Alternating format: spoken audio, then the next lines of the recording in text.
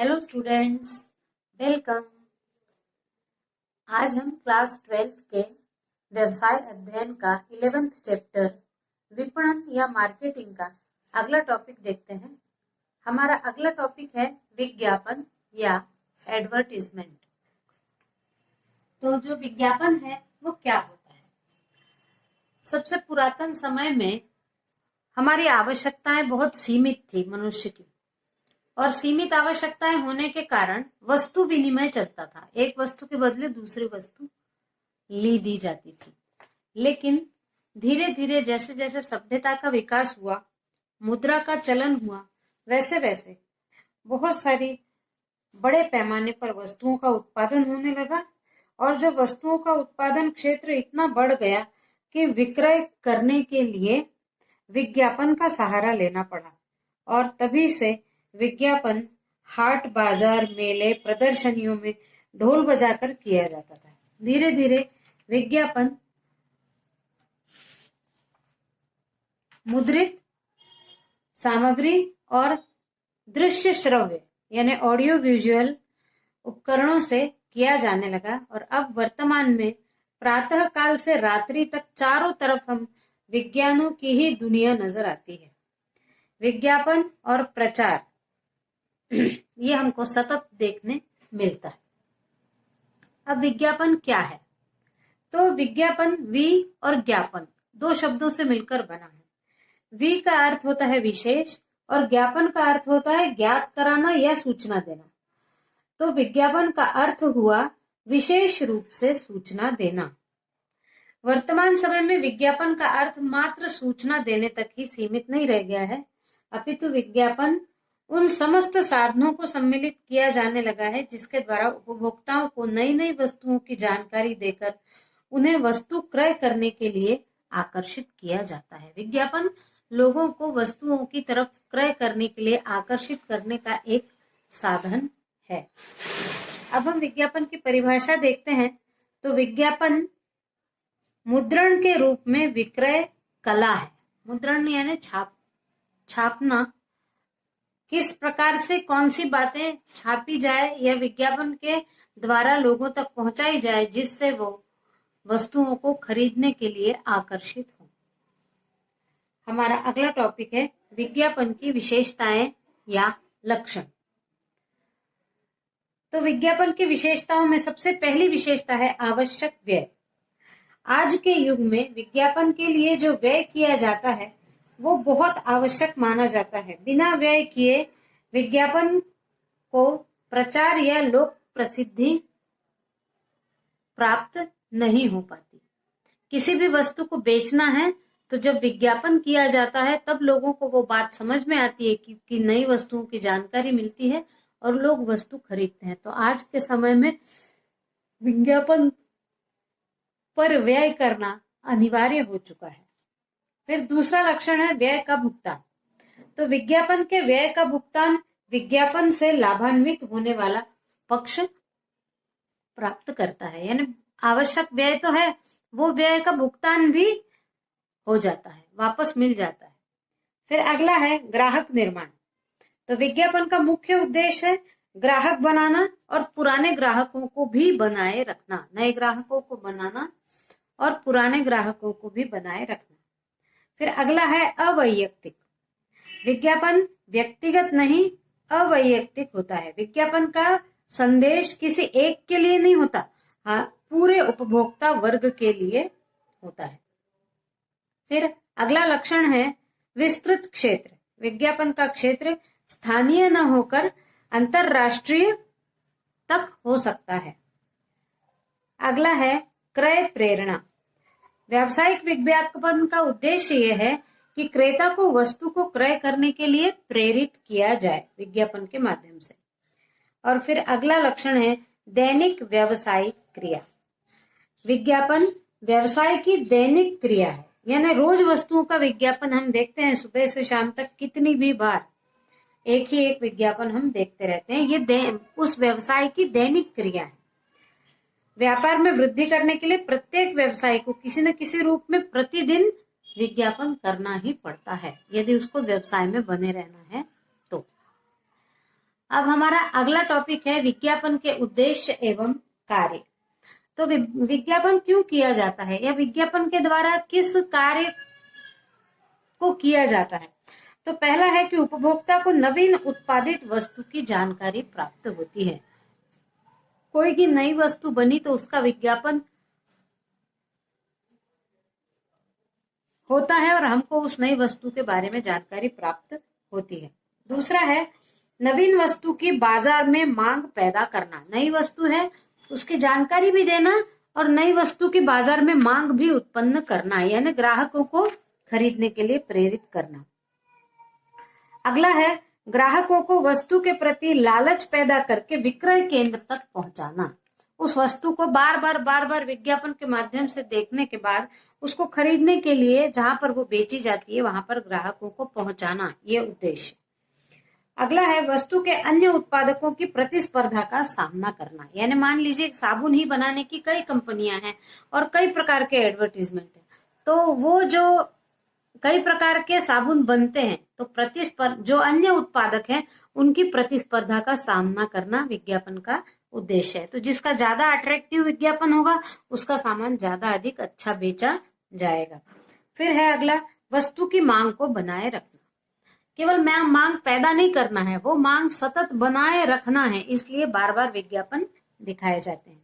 फिर उत्पाद एवं उत्पादक की ख्याति में वृद्धि। उत्पाद और उत्पादक उसको उत्पन्न करने वाला, इनकी प्रसिद्धि में वृद्धि होने के लिए। फिर अगला है वस्तु के विक्रयकर्ता को सहायता पहुंचाने के लिए। वस्तु को जो बेचता है फिर उसको कोई काम नहीं करना पड़ता है, क्योंकि विज्ञापन देख देख कर उपभोक्ता अपने आप विक्रय स्थान पर पहुंच जाते हैं, तो विक्रयकर्ता को सहायता मिलती है विज्ञापन से। उसके बाद अगला है वस्तु के मूल्य की जानकारी उपभोक्ता तक पहुंचाना। वस्तु को कितने रुपए की है ये भी जानकारी देकर उसको खरीदने के लिए आकर्षित करना। हमारा अगला टॉपिक है प्रचार। तो विज्ञापन और प्रचार में समानता नहीं है। वैसा देखा जाए तो विज्ञापन प्रचार लगभग एक समान लगता है, लेकिन उसमें यदि बारीकी से देखा जाए तो थोड़ा अंतर है।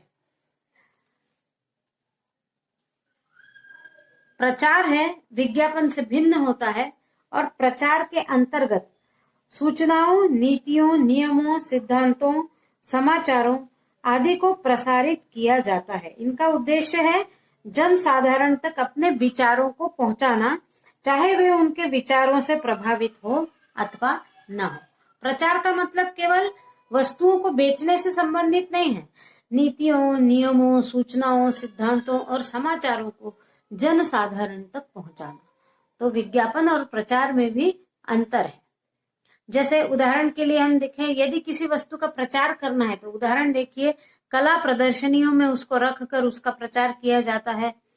मंच प्रस्तुतिकरण, मंच पर किसी बात को समाज तक पहुंचाना है तो उसको मंच द्वारा ज्यादा जल्दी लोग अपनाएंगे, देखकर जल्दी अंगीकृत करेंगे। या वाद विवाद में भी अपने विचारों को रखकर बातों का प्रचार किया जा सकता है। फिर हमारा अगला टॉपिक है कि विज्ञापन एक विनियोग है न कि व्यय। यानी ये देखना, विनियोग का मतलब है किसी भी इन्वेस्टमेंट। विज्ञापन में पैसा लगाना इन्वेस्टमेंट है न कि व्यय है। और या फिर हम इसी को कह सकते हैं विज्ञापन के लाभ या महत्व या आवश्यकता।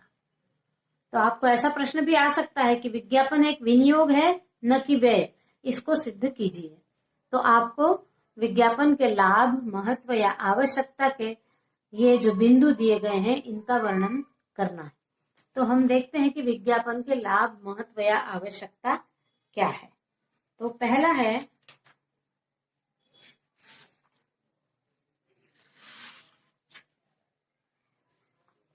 उत्पादन लागत में कमी।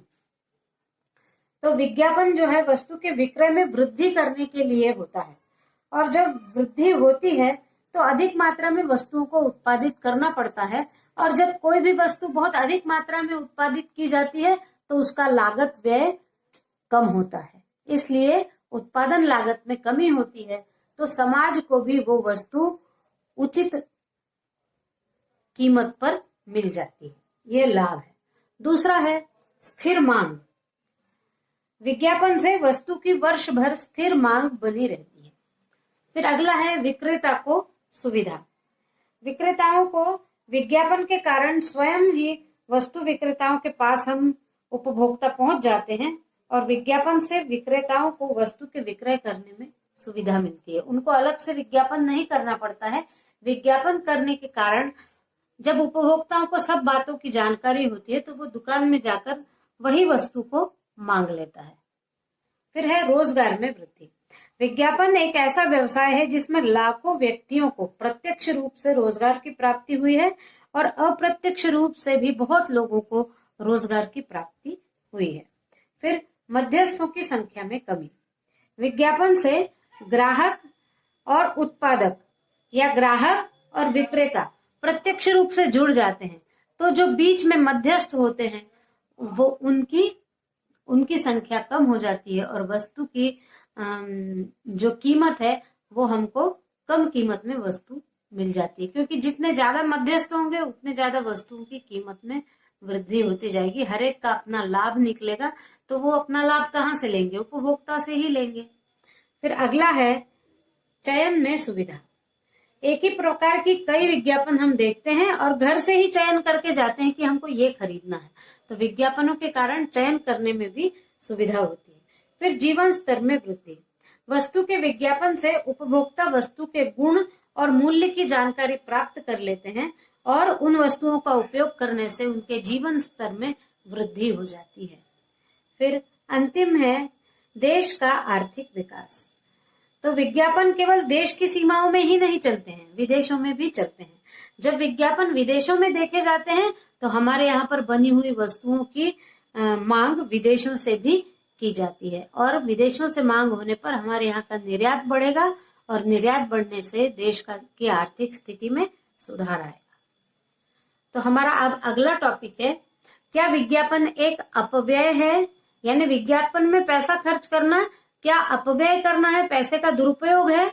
या फिर हम इसी प्रश्न को दूसरे एक और प्रश्न इसमें सम्मिलित किया जा सकता है कि विज्ञापन की सीमाएं, दोष या आलोचनाएं। तो इनमें सबसे पहला है वस्तु के मूल्य में वृद्धि। जब कोई भी निर्माता या उत्पादक वस्तु का विज्ञापन करेगा तो उस विज्ञापन के लिए उसको जो व्यय करना पड़ेगा वो व्यय वो वस्तु की लागत में जोड़ देगा और वस्तु की कीमत में वृद्धि हो जाएगी। फिर एकाधिकार। बड़े बड़े उत्पादक निरंतर अपना व्यापक विज्ञापन देते रहते हैं जिसके कारण बाजार में उनकी ही वस्तु बिकती रहती है। जो छोटे विक्रेता होते हैं, जो ज्यादा विज्ञापन नहीं दे पाते हैं, उन विक्रेताओं की वस्तुओं को कोई नहीं खरीदता। इसलिए बाजार में बड़े बड़े निर्माताओं का एकाधिकार हो जाता है। फिर अगला है फैशन परिवर्तन। तो विज्ञापन के द्वारा फैशन में परिवर्तन हो जाता है। उपभोक्ता ज्यादा कीमत पर भी उसी फैशन की वस्तुओं को खरीदना चाहते हैं। इस कारण से मध्यस्थों के पास रखी हुई जो आउटडेटेड वस्तुएं हैं वो रखी की रखी रह जाती हैं। फिर अगला है अनावश्यक वस्तुओं का क्रय। विज्ञापन देखकर बहुत सारे उपभोक्ता आवश्यकता न होने पर भी बिना आवश्यकता की वस्तुओं को खरीद लेते हैं। फिर अगला है अनुचित प्रतिस्पर्धा का जन्म। जैसे दो उत्पादकों में, दो कंपनियों में प्रतिस्पर्धा का होना तो लाजमी है, लेकिन विज्ञापनों के माध्यम से अनुचित प्रतिस्पर्धा का जन्म हो जाता है। फिर क्या होता है कि घटिया माल भी दे दिया जाता है प्रतिस्पर्धा के कारण। अगला है निर्णय में कठिनाई। एक ही वस्तु के बहुत सारे उत्पादक होने के कारण उपभोक्ताओं को निर्णय लेने में कठिनाई होती है कि हम कौन सी वस्तु का उपयोग करें। फिर अगला है सामाजिक बुराइयों का जन्म। हानिकारक वस्तुओं के विज्ञापन से बच्चे, युवा वर्ग प्रभावित होते हैं और ये विज्ञापन सामाजिक बुराई को जन्म देते हैं। जैसे शराब है, सिगरेट है, गुटखा है, इनके सबके विज्ञापन सामाजिक बुराई को जन्म देते हैं। फिर है अगला आर्थिक भार में वृद्धि। विज्ञापन व्यक्ति की इच्छा को आवश्यकता में परिवर्तित करता है। मान लीजिए किसी की नहीं है इच्छा, लेकिन फिर भी बार बार देखकर उसको आवश्यकता लगने लगती है और वो वस्तु को खरीद लेता है। इस कारण उपभोक्ता पर आर्थिक भार पड़ जाता है। Thank you.